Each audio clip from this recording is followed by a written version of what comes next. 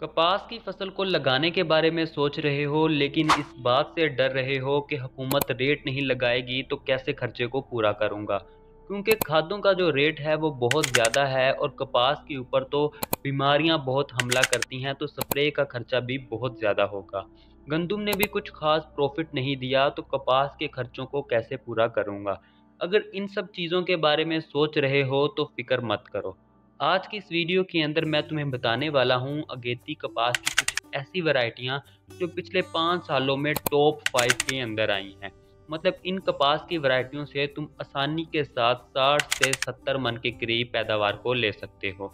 आम तौर पर जो किसान की पैदावार आती है वो 30 मन या 25 मन के करीब ही आती है, जितनी मर्जी उसमें खादें या स्प्रे कर ले।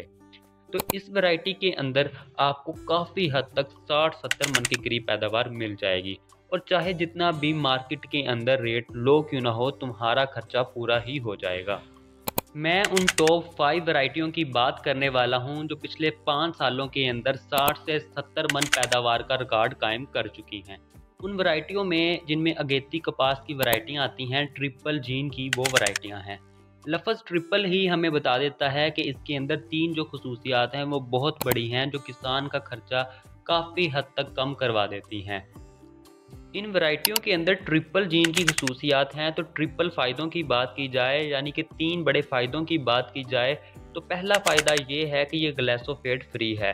अगर आपकी फसल के अंदर जड़ी बूटियां हैं तो आप ग्लाइफोसेट का स्प्रे कर सकते हैं, फसल को कोई नुकसान नहीं होगा और जड़ी बूटियां भी कंट्रोल हो जाएंगी।